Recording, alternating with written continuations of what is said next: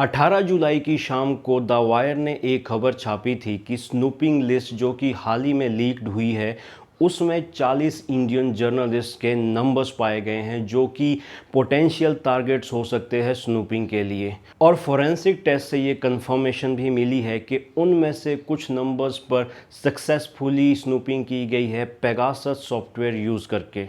ये जो 40 Indian journalist हैं जिनके नंबर्स मिले हैं स्नूपिंग लिस्ट में, ये बिलोंग करते हैं the Hindu, Hindustan times, India today, network 18, the wire जैसे मीडिया हाउसेस को। अब बात करते हैं पेगासस है क्या। पेगासस एक स्पाइंग सॉफ्टवेयर है जिसका यूज़र रिमोटली कंट्रोल करता है किसी के भी मोबाइल को और कंट्रोल करता है, एक्सेस करता है उसके कंटेंट को, उसके माइक्रोफोन को और यहाँ तक कि कैमरास को भी।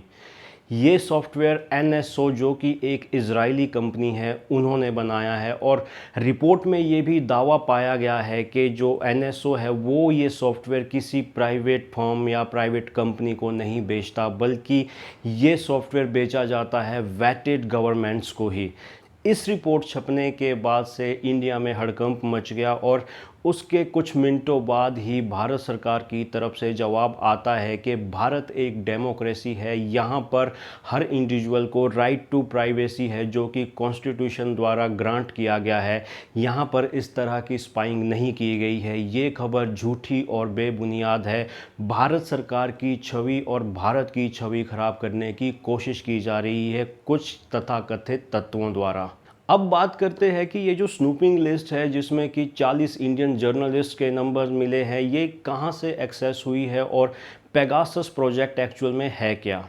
दुनिया भर के कुछ 15 ऑर्गेनाइजेशंस हैं जो कि इस तरह के सीक्रेट्स को अनवील करने के लिए कोशिश करते रहते हैं, जिसमें कि द वायर भी एक पार्ट है। इसी मीडिया कंसोर्टियम में से एक है पेरिस बेस्ड मीडिया हाउस है फॉरबिडन स्टोरी, और एमनेस्टी इंटरनेशनल ने ये डाटा एक्सेस किया था और ये डाटा उन्होंने आगे अपने जो 15 कंसोर्टियम के उनके जो मेंबर्स हैं जिसमें कि द वायर भी है उन्हें आगे भेजा था।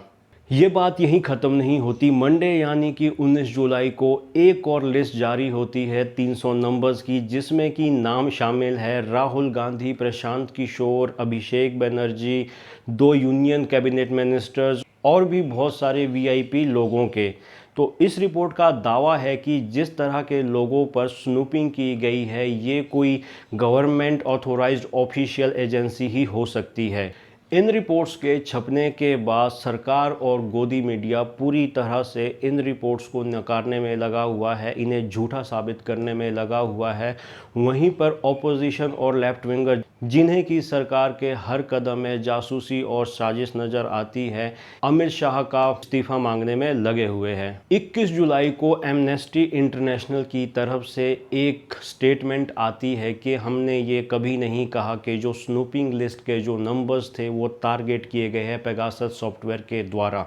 हमने ये कहा है कि वो NSO के पोटेंशियल क्लाइंट हो सकते हैं स्पाइंग के लिए। ये पहली बार नहीं है कि सरकारों पर किसी की जासूसी करने का इल्ज़ाम लगा हो। दुनिया भर की सरकारें अपने लोगों पर जासूसी करवाती है और करवाती आई है, जिसके इल्ज़ाम आज से नहीं बहुत पहले से लगते आए हैं। कांग्रेस पे भी इल्ज़ाम लगे थे लोगों की स्नूपिंग करने की, लेकिन ऑब्वियसली उस वक्त कांग्रेस सरकार ने भी इन सारी रिपोर्ट्स को सिरे से खारिज कर दिया था, जिस तरह से कि आज BJP की गवर्नमेंट इन सारी रिपोर्ट्स को झूठा साबित कर रही है। और उस वक्त भी जो सरकार के विरोध में थे, ऑपोजिशन में थे, लेफ्ट विंगर्स थे, वो सरकार से इस्तीफ़ा मांग रहे थे, उसके ऊपर सफाई मांग रहे थे। तो ये जो सिलसिला है ये आज से नहीं, हर सरकार के दौर में हमेशा से चलता आया है। दुनिया भर की सरकारें इस तरह के काम करवाती आई है।